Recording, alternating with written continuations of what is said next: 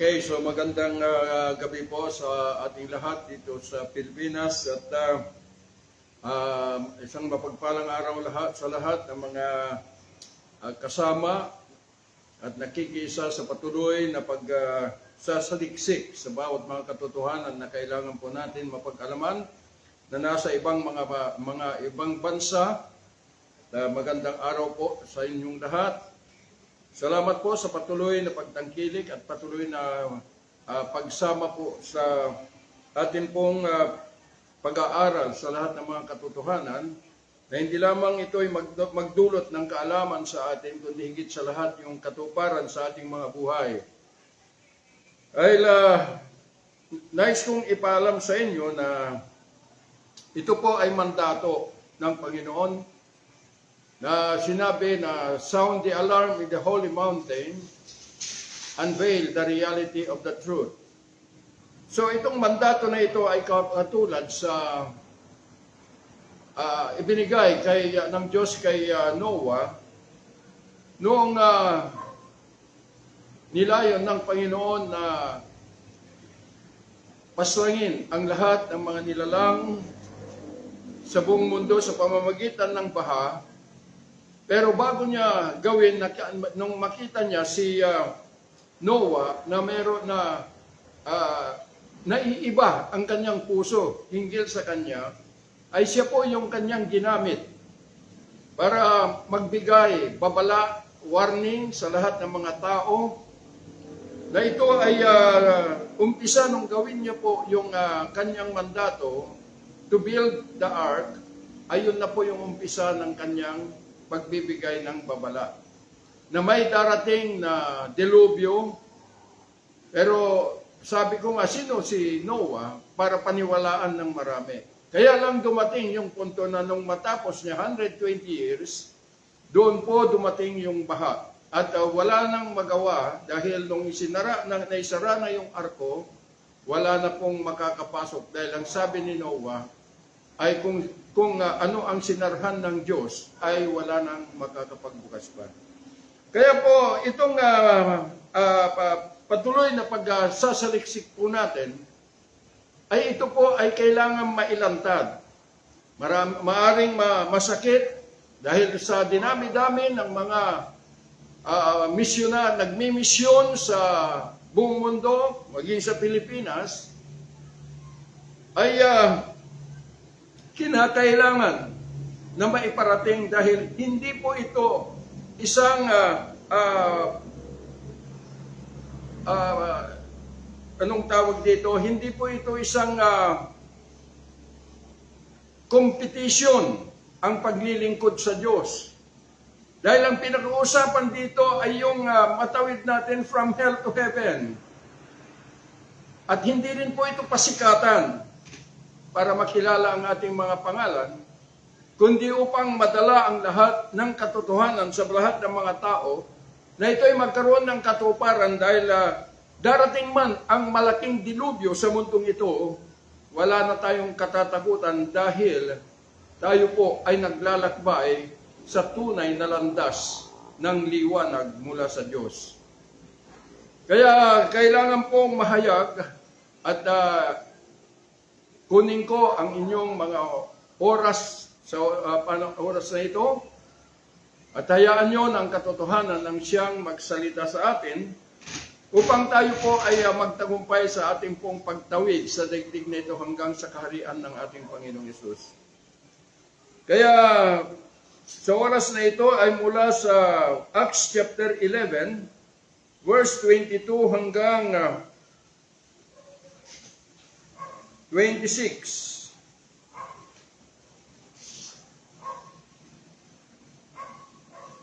King James Version.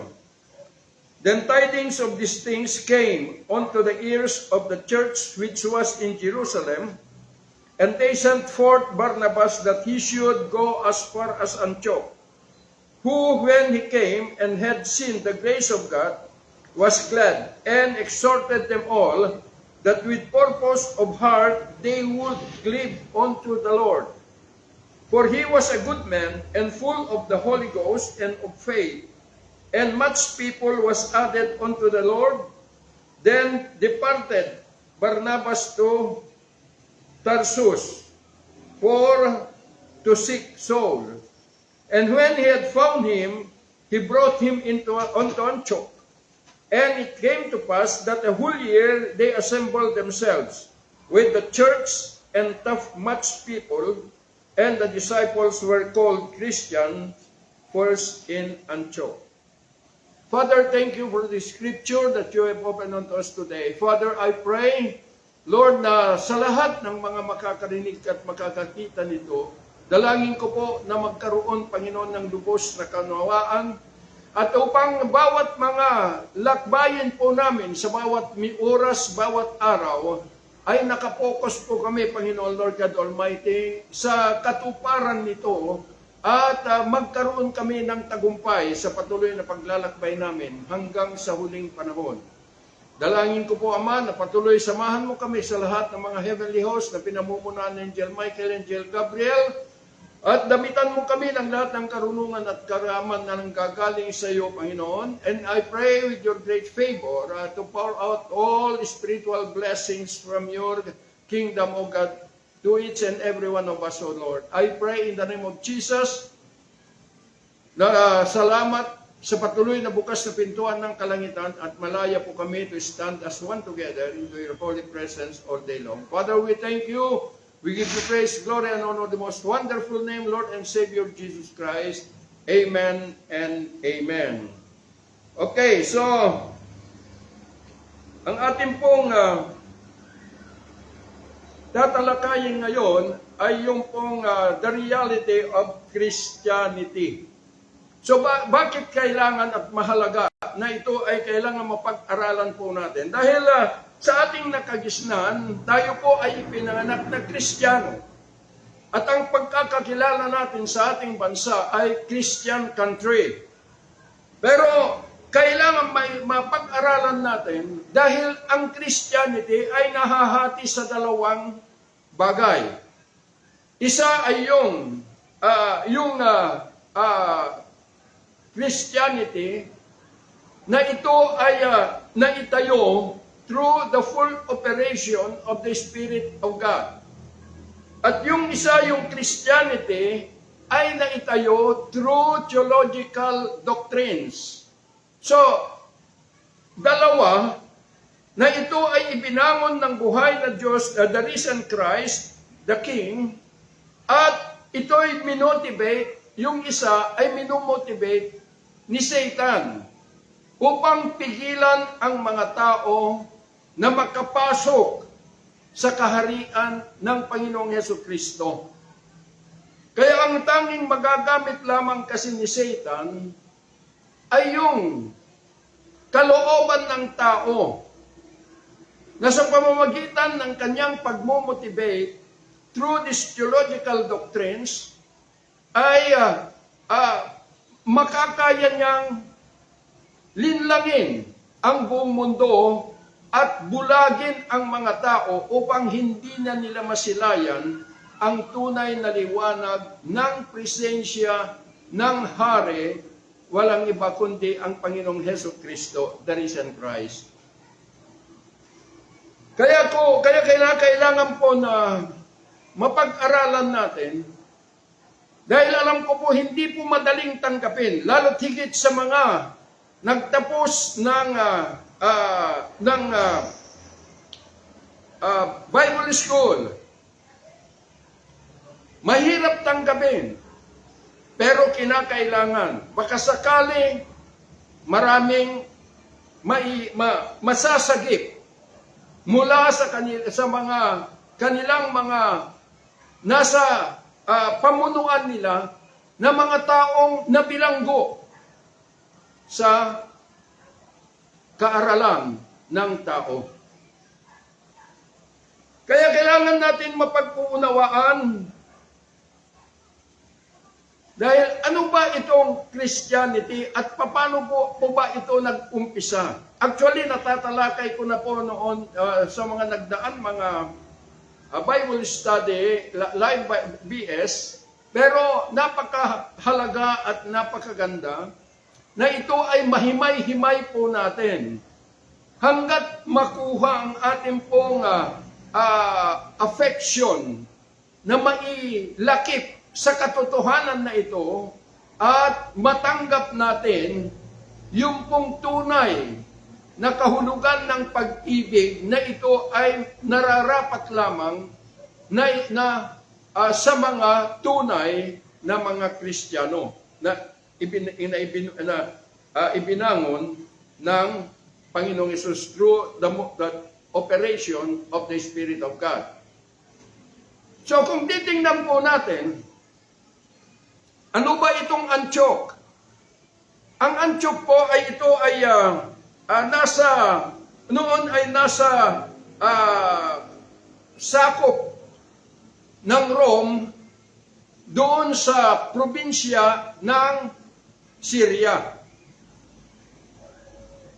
Pero sa ngayon, noong nailipat from Syria, kasi yung Antioch, it is a capital of Rome, sa probinsya ng Syria, at nailipat noong 1939 sa Turkey.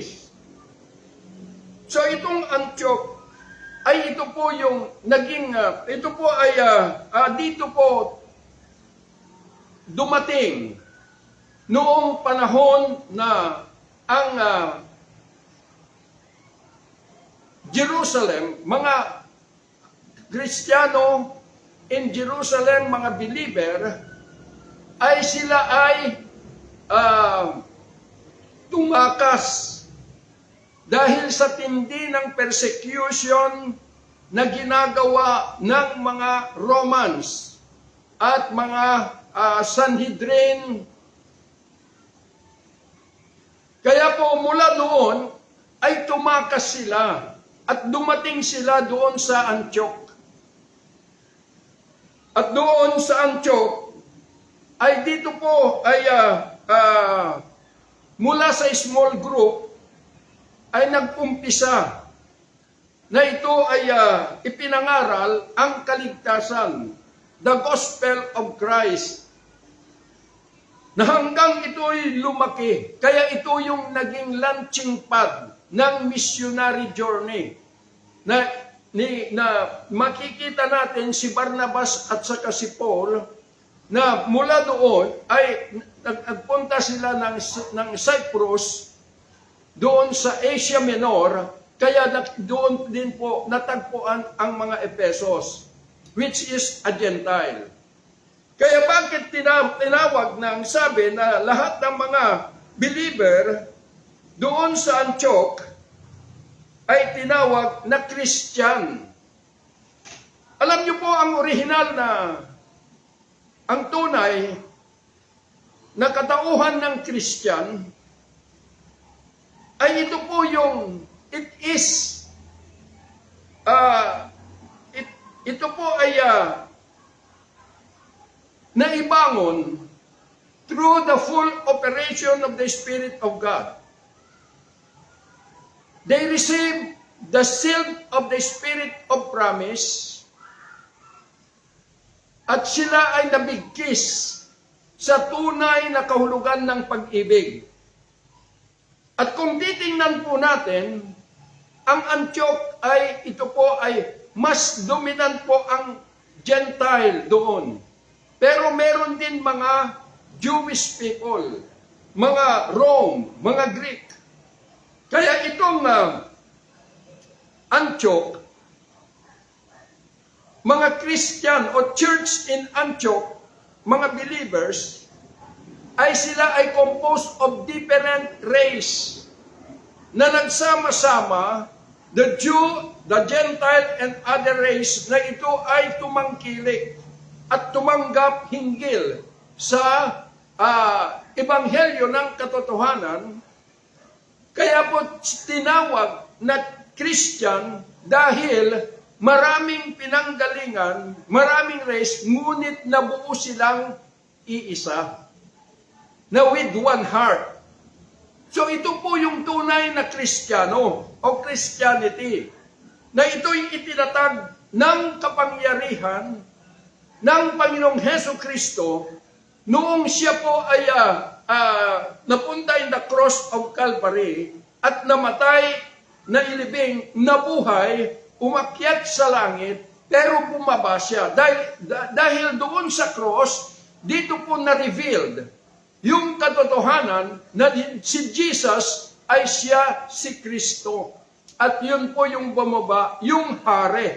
At through yung kanyang pagbaba dito, ay dito na po kumilos ang kalangitan that through the full operation of the Spirit of God, dito na ibabangon ng Panginoon ang kanyang katawan, ang kanyang tunay na iglesia o ang kanyang gobyerno. Ito yung kahulugan ng Christian because they are composed of many iba't ibang lahi, Hudyo, Gentile, Rome, or ano paman. Kaya makikita po natin na dito, na ito po yung nagsilbing center, a prominent center ng launching pad ng misyonary para ipangaral, dalhin yung ebanghelyo ng Panginoong Hesukristo. Yun po yung Kristiyano. Kaya lamang, dito ay makikita po natin na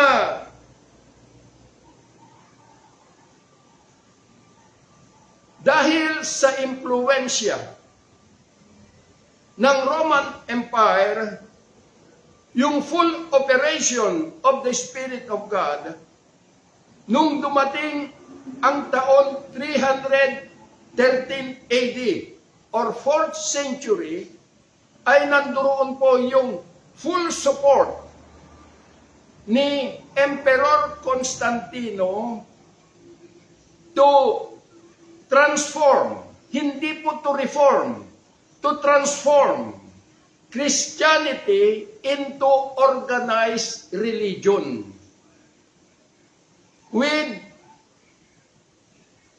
Na meron po yung tinatawag na yung formality ng katuruan and structure of religion. Kaya yung Christianity na totoo na it is raised by the Spirit of God, transformed through the support of Emperor Constantino na natulungan ang lahat para magkaroon ng ma-organize into a religion. Kaya naging legal noong 313, sabi ko nga, na nagkaroon ng decriminalize or dito na tumigil yung persecution ng mga Christian.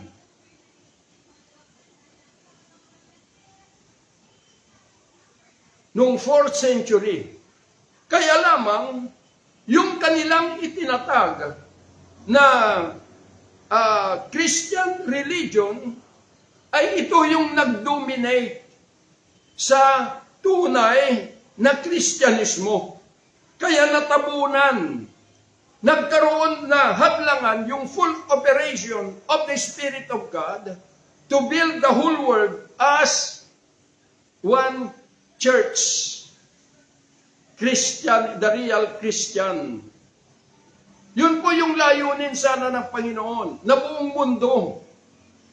Kaya dito, makikita po natin na doon sa pag-usad ng itong organized religion, that Christianity, ay dito ay nagkaroon ng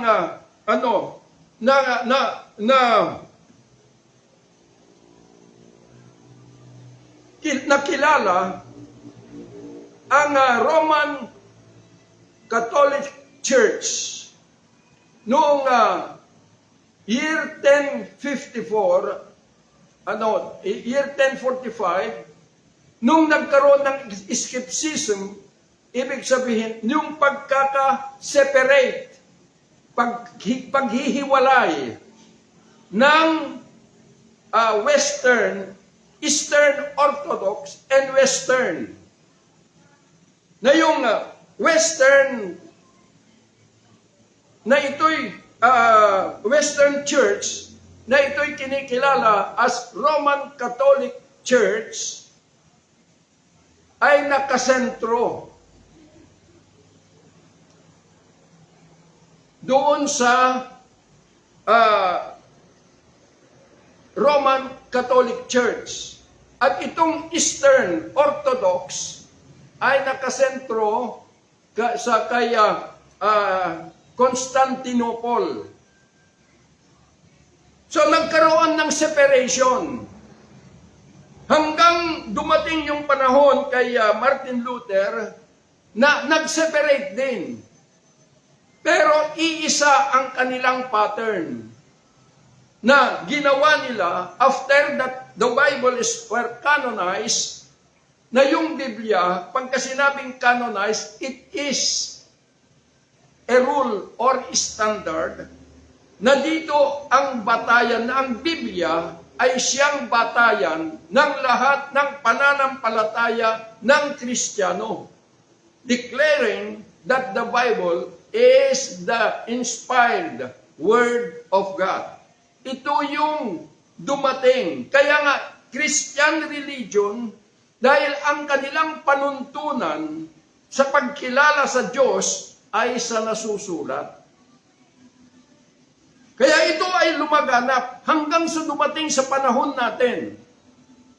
In many denominations, kaya nagkaroon ng Protestantism, nagkaroon ng Calvinism, nagkaroon ng Lutherans. So, mga denomination na ito ay naibangon hanggang sa panahon natin, ang daming mga denomination. Sasabihin na kami ay non-denomination group, pero sa katotohanan, denomination yan dahil iisa po yung pamantayan, yung pagtuturo hinggil sa Diyos, na yung Biblia, it is the Word of God. At denomination, bakit? Dahil nagkaroon ng schism or pagkakahiwa-hiwalay, iba't ibang Christian organization nagpapataasan, anduroon yung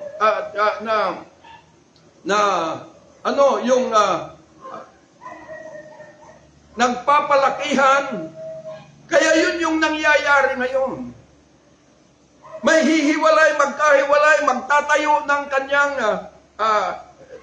kanyang gawain, may pangalan sila, at sasabihin na sila ay mga Kristiyano. At totoo po, kaya lang, hindi po yung totoong Kristiyano. Ito yung tinatawag ko, sinasabi ko, na Christian religion. Na ang Christian religion ay nababatay sa Biblia na ito'y salita ng Diyos. Kaya po, ito yung nagdala ng dangerous maneuver ng Christian life, dahil nandoon po na pinaprioritize ng lahat yung kanila pong damdamin, their feelings, and even their worldly expectation, based on the written word, na ginagamit ito for their worldly expectation. So, ibig pong sabihin na wala pong na-transform yung reality of Christianity into a religion. Na ito yung nagpapatibay sa kahalagahan pa rin ng karnal na buhay. Na ito yung sabi ko nga na tayo po bilang pagans by nature, tayo ay naging alipin ni Satanas gamit ang ating physical na katawan na ito'y naging kanyang servant para tayo ay magiging slave ng sarili nating katawan. Kaya nung nagbigay ng Panginoon ng divine amnesty, ay ito ay upang ibangon na niya yung tunay na Christianity. Na ito yung full operation of the Spirit of God, that everyone is filled by the Spirit of God because they receive the seal of the Spirit of promise. So, sila ay banded ng pag-ibig ng Diyos. Hindi po pagmamahal. So, ibig sabihin, yun po yung layunin ng Panginoon, na sana'y buong mundo. At wala pong naitayong pagkatapos hiwa-hiwalay, hindi po ganon.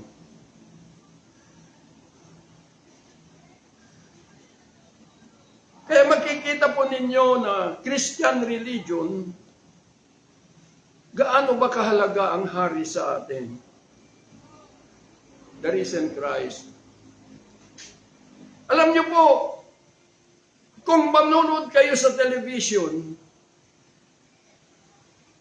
nasasaktan ng Panginoon dahil sasabihin na itong bansa natin ay Christian country.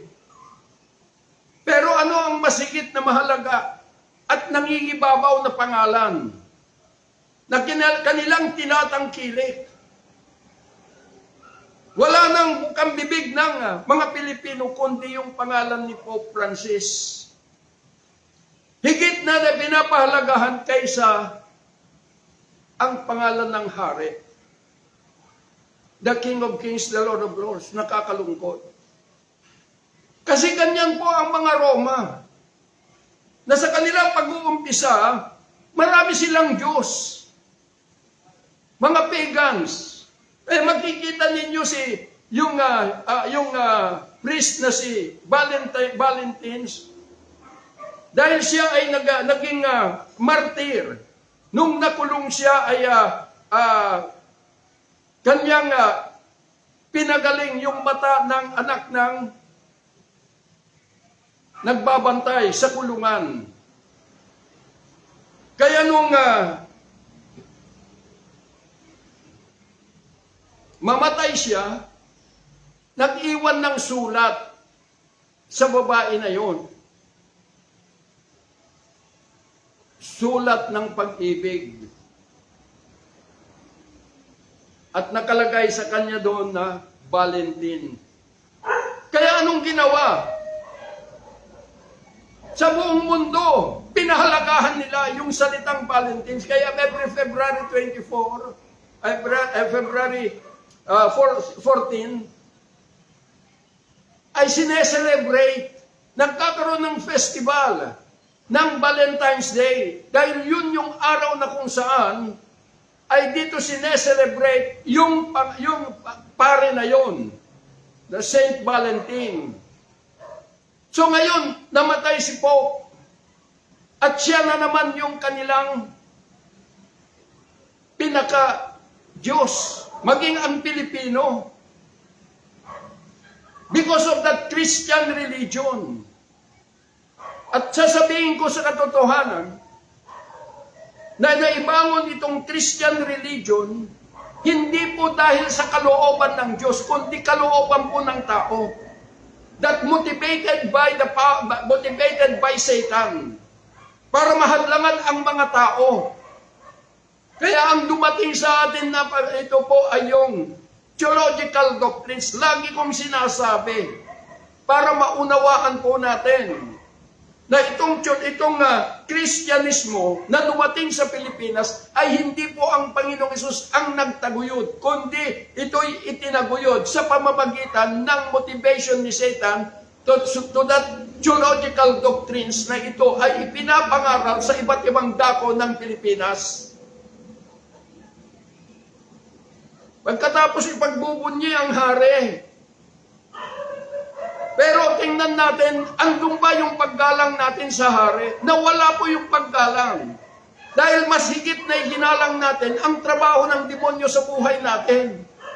Dahil makakaya nating magagawa nating utus-utusan, mag-demand sa atin hari. Nasasabihin, Panginoon, pagpalain mong ganito, Panginoon, gawin mong ganito, Panginoon, siya na yung inuutusan natin. Pero ang pagbubukas ng Panginoon sa atin ng divine amnesty ay upang sumuko sa Kanya at siya yung mag-demand sa atin at hindi tayo ang mag-demand sa Kanya. Because of the theological doctrines, ito ay nagdala ng dangerous maneuver sa mga tao na hindi nila matagpuan the risen Christ. Dahil sa katigasan ng ulo, dahil sa pride, dahil kung mayamang ka, maaari kang magtayo ng gawain at himukin ang mga ibang mga papastor para itaguyod yung gawain na sinasabi sa Panginoon. Pero sabihin ko po sa inyo, until that na ang pagtuturo at until na kinikilala natin ang Diyos sa pamamagitan ng kasulatan, that is Christian religion, it is the doctrine of Satan. Pasensyahan na po, pero yun po ang katotohanan. Dahil yung Christianity na ibinangon ng Panginoon after na siya ay mahayag, bilang si Jesus ay bilang si Kristo, the King of Kings, ay bumaba siya.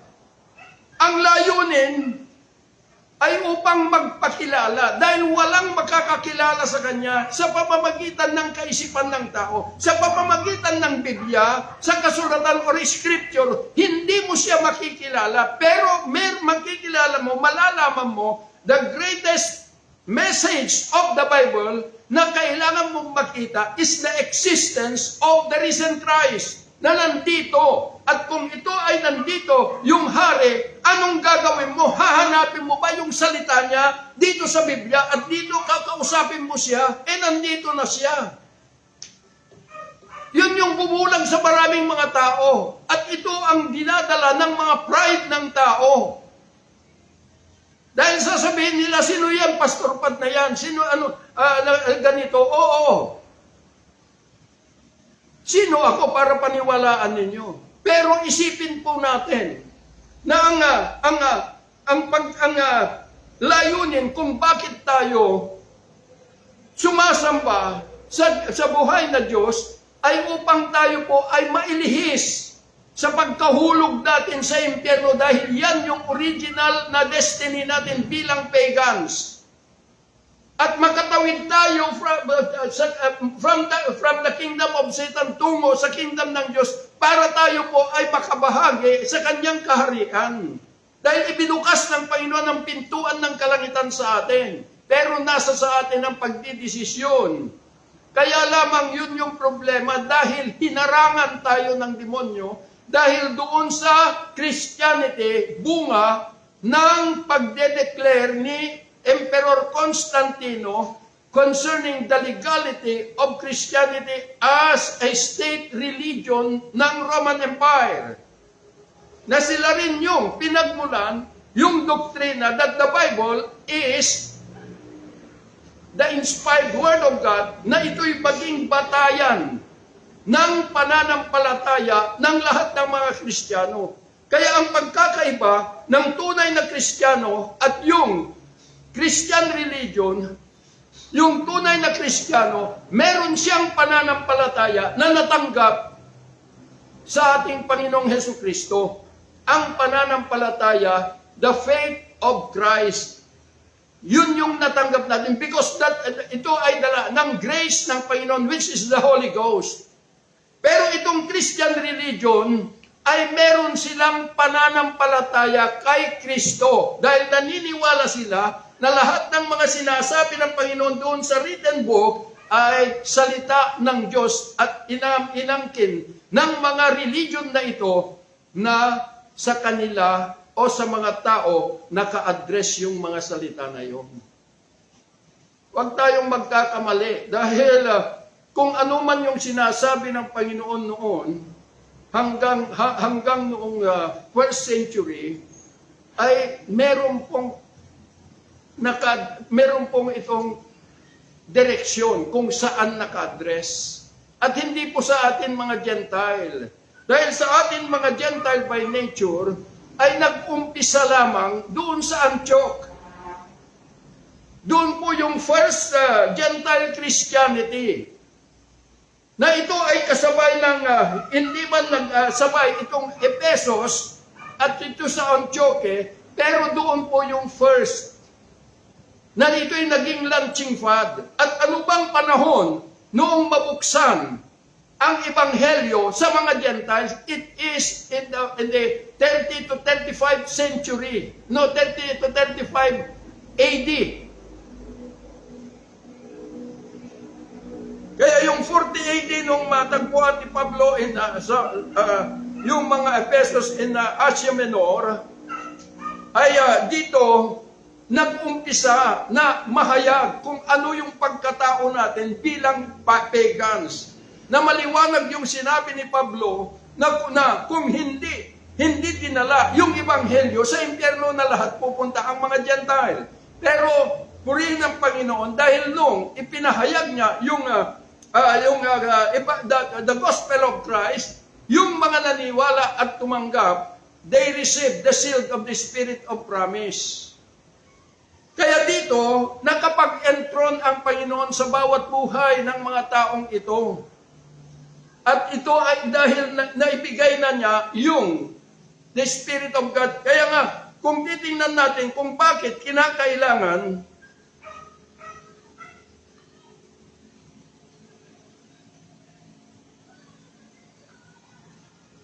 ito, na hindi doon sa kasulatan, hindi doon sa theological doctrines, hindi yung mga karunungan ng tao, na tayo'y mag-uumpisa ng spiritual journey. Dahil sa religion, kapag ka nagbasa ka ng Biblia at nakatapos ka sa Bible School, ikaw ay nag-uumpisa ng spiritual journey. Pero wala pa pong spiritual journey yan dahil ang dala ng Christian religion ay to elevate yung pong moral values ng tao. Marireform lamang, maialis yung masama na nakikita sa kanyang pagkatao at nangingibabaw yung kaisipan, yung kabutihan ng kaisipan. Reformation ang tawag doon, true theological doctrines. Kaya nga makikita natin na maraming lasenggo pero hindi na nagiinom. Maraming mga nagnanakaw, hindi na nagnanakaw. Na-reform. Pero natanggap nila yung pagbabago, maging yung kanilang sakit ay gumaling, pero they remain carnal. Dahil yung kanilang priority ay yung kanilang damdamin. At ginagamit ang Biblia ayon sa mga turo ng maraming mga papastor at maraming mga bishop na yung salita ay ito ay nagkakaroon ng kapag nababasa ay dito na sila nagbabase doon sa kanilang worldly expectation. Kaya deception ang dumating. Ginagamit ang pangalang Hesus sa sariling layunin ng tao. Yun po yung dala ng Christian religion. Kaya nga nasabi ko na, ang religion, ang kanyang salita, yung kanyang pananampalataya ay may pananampalataya kay Kristo. Yun yung Christian religion. Dahil yun yung itinuturo ng theology. Na maniwala tayo sa mga kasulatan na ito'y salita ng Diyos. Dahil kapag naniwala tayo, may pananampalataya tayo kay Kristo. Pero sabihin ko po sa inyo, ulitin ko po, na marami po ang sinasabi sa kasulatan na nagsasabi that even Romans chapter 3 verse 22, hindi lamang yon, that even the righteousness of God by the faith of Christ. Ang sabi, by the faith of Christ, hindi niya sinabi na through the faith in Christ. Yung translation ng NIV at iba pang mga translation maliban doon sa King James, ang nakalagay doon, but through the faith in Christ. Yun yung sa pamamagitan ng pananampalataya kay Kristo dahil nakabatay sa kasulatan. Pero yung King James ang sabi, by the faith of Christ, the righteousness of God by the faith of Christ, sa pamamagitan ng pananampalataya ni Kristo. So yun yung gustong ibigay sa atin. So bakit kinakailangan na dumating pa sa atin ito? In 1 Corinthians chapter 2 ay maliwanag po. Nang sabi po rito ni Pablo, 1 Corinthians chapter 2 verse 11 and 12. For what man knoweth the things of a man, save the spirit of man which is in him. Nang sabi, ang nakakakilala lamang sa tao ay yung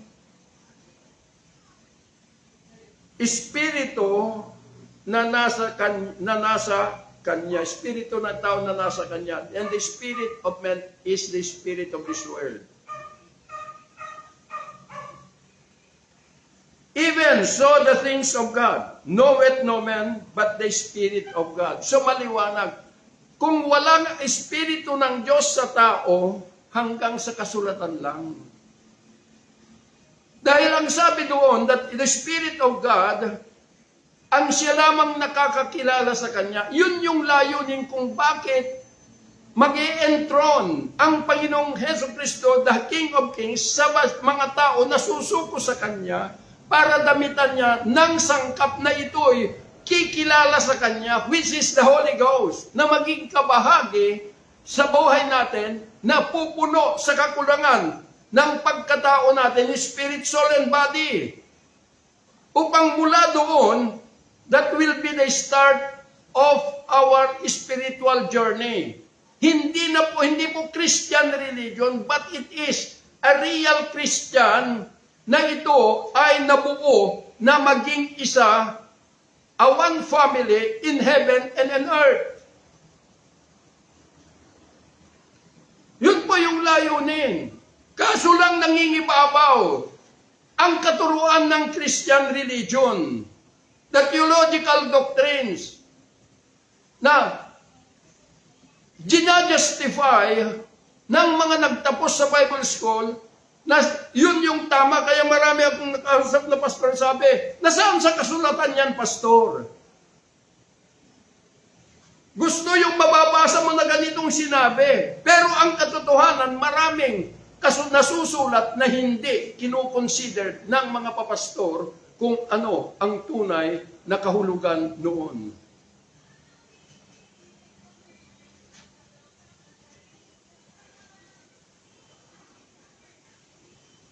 Kaya po,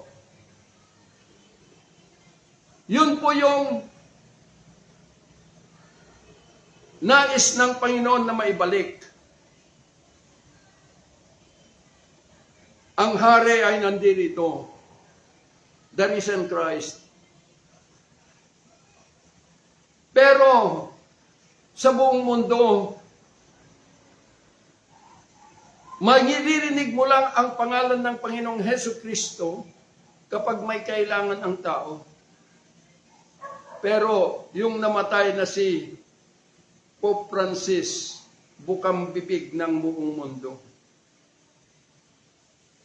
na siya ang naging sentro ng kanilang pagkilala sa Diyos. Dahil ang Pope kasi, ayon doon sa katekismo, ay siya lang yung sole authority na mag-interpret ng Biblia.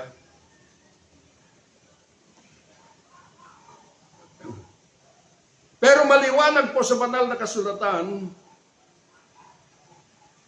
na yung mga humahawak at nagtuturo ng theological doctrines, pagka sinabing theological doctrines, ulitin ko po, ito po ay mga katuruan na nagmula sa interpretation ng Scripture orally.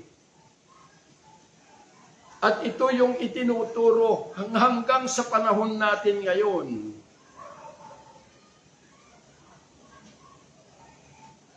Nasabi ng banal na kasulatan in 1 John chapter 4 verse 1 to 3, 2 Peter chapter 1, chapter 2 verse 1, at marami pang mga iba na ang theological doctrines ay ito po ay Antichrist.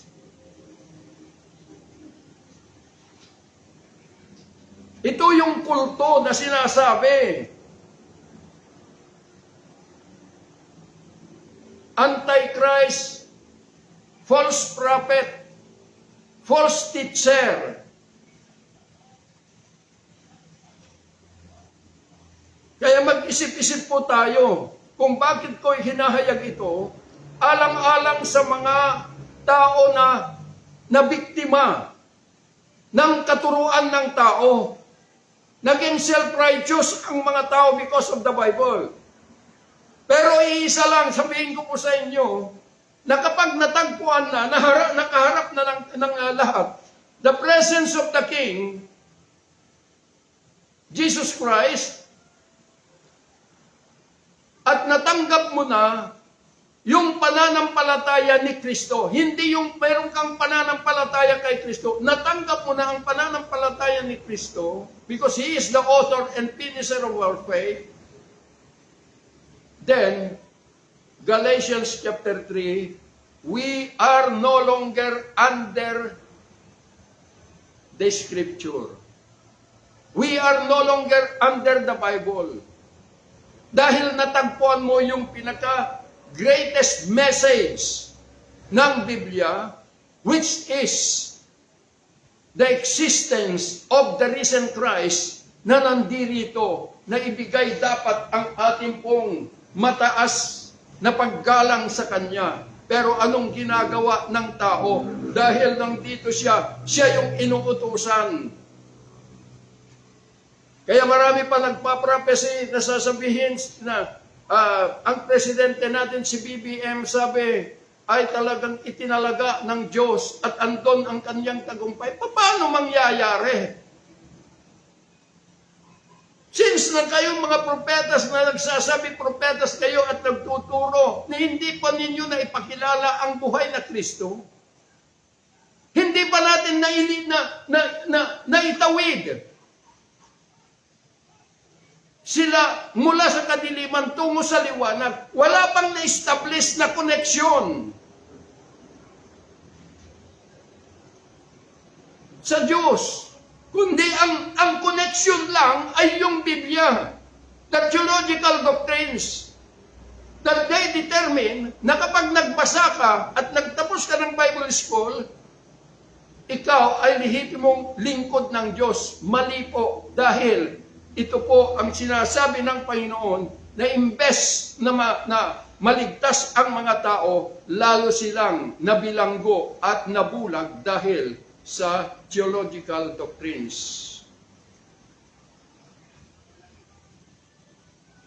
Pasensyahan na po, pero pagmamahal po ng Panginoon ito. Maniwala kayo o hindi.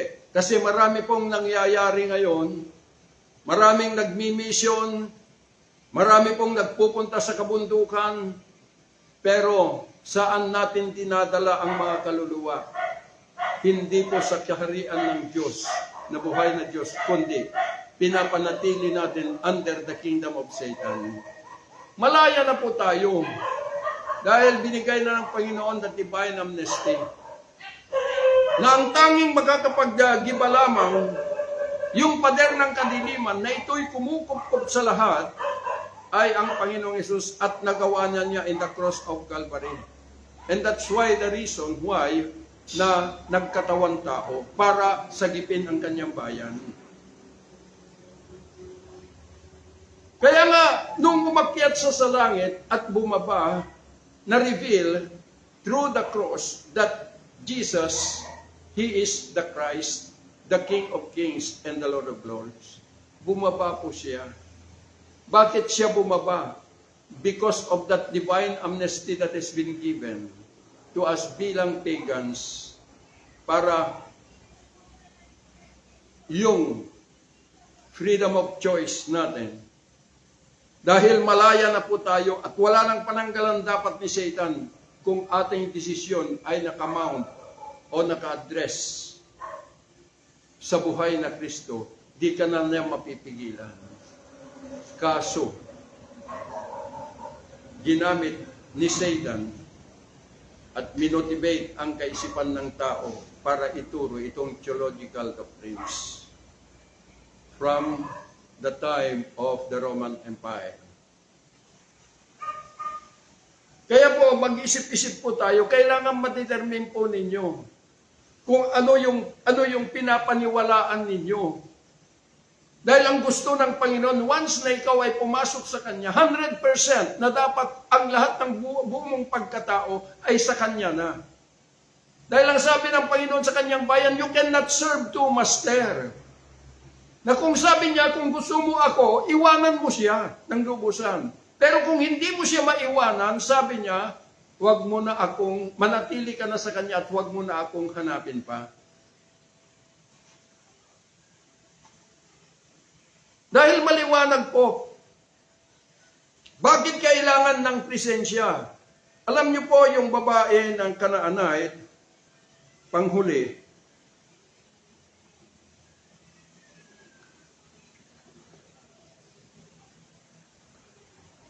yung Canaanite,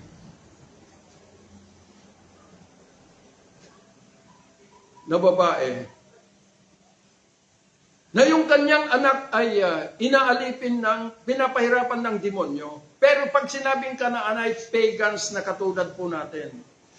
Ang sabi niya, Panginoon, anak ni David, maawa ka sa akin, ang aking anak ay pinapahirapan ng demonyo. Ang Panginoong Hesus, hindi siya sumagot. Tahimik siya.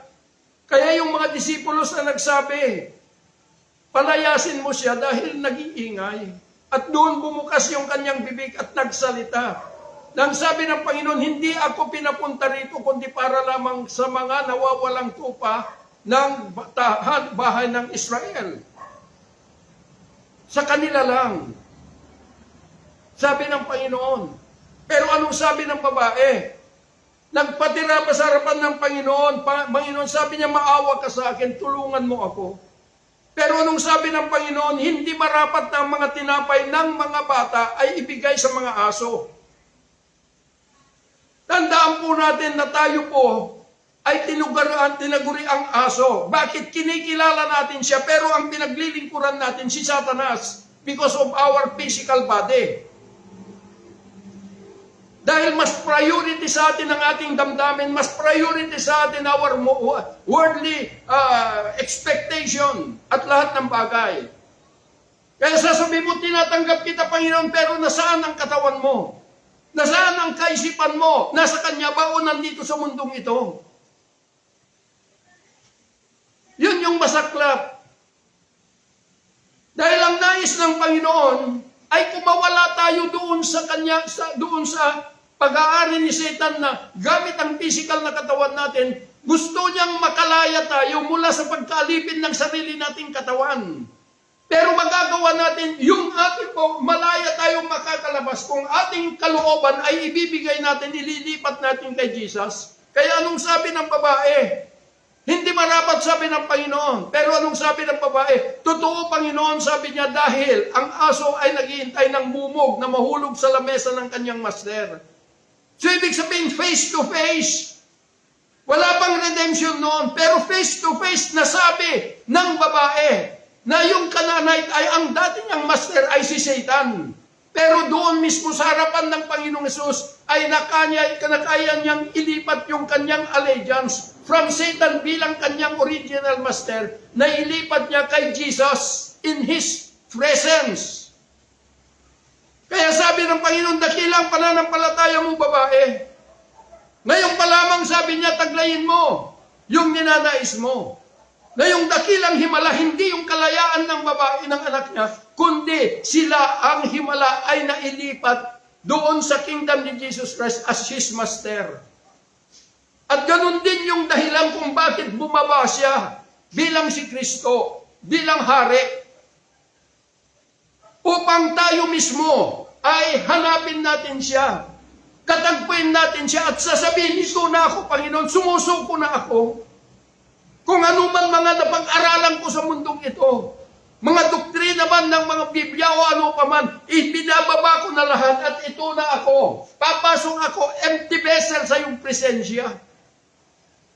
Kaya kapag nakita ng Panginoon na ang hari na totoo yung mga pagsuko mo, doon siya magtutrono sa iyo upang damitan kanya ng isang pagkatao na bubuo sa iyo bilang tunay na tao, spirit, soul, and body, at na ito'y magdadala ng tunay na pananampalataya, hindi galing sa Biblia, sa kasulatan, kundi galing mismo sa Kanya na ito, yung uri ng pananampalataya na gusto ng Diyos na matakamtan natin dahil ito ang pananampalataya, na uri ng pananampalataya ni Abraham.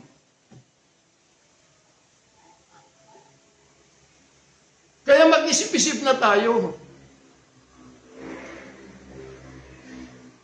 Anong gusto natin? Sa impyerno o sa langit? Kung sa langit, ibigay natin ang kalayaan muli. The full operation of the Spirit of God to work sa mga tao. Palayain na natin sila.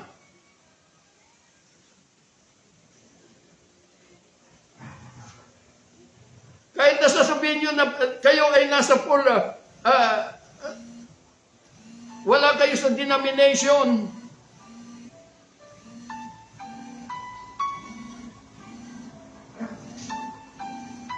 Full gospel. Paano maging full gospel?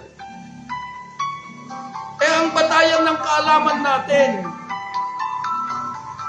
ay yung Biblia bilang salita ng Diyos. Kaya hindi maaaring full gospel. Dahil ang full gospel, it is the full operation of the Spirit of God, and you receive the seal of the Spirit of promise. At bawat mga tao na papasok sa Kanya ay mabubuo bilang isa. One heart and one soul. Ibig pong sabihin na mabubuo yung iisang pamilya. A heavenly family and earthly family in Christ. Pero ngayon, meron bang iisang pamilya? Wala po, dahil nagiging magkakapit-bahay tayong lahat dahil hindi pa tayo nakapasok in His presence. Kaya po mga mahal na mga kapatid, kung paano nakamtan yung babae, yung kanyang ang himala, na ito ay naging karapat-dapat na taglayin dakilang himala ng buhay dahil nag-confess in the presence of the Lord Jesus. Kaya nga nung dumating the King of Kings, the risen Christ, ay yun din yung magiging proseso. Kailangan humarap ka sa Kanya at sabihin mo face to face na ikaw ay sumusuko at inililipat mo na yung allegiance from Satan to Jesus. Kaya ang mangyayari, imbes na itong katawan mo ay magiging magiging alipin ka sa kanyang sariling katawan, pagpasok mo kay Jesus Christ, ikaw na ang servant ng Diyos at yung katawan ay magiging slave. Yun yung tunay na Kristiyano. Na hindi po ito yung Christian religion, na ito ay doktrina ng demonyo. Kaya, di ba kayo naaawa sa ang dami nang namamatay at pupunta sa impyerno? Maaaring sabihin natin, ikaw, pastor, bakit hindi ka pupunta sa mga ganito? Kaya nga ipinapahayag ko na sa live para makarating kung saan man, para magdesisyon na ang lahat. Ang dami-dami ng panalangin ginagawa sa Pilipinas, pero saan umaabot at ano ang nangyayari?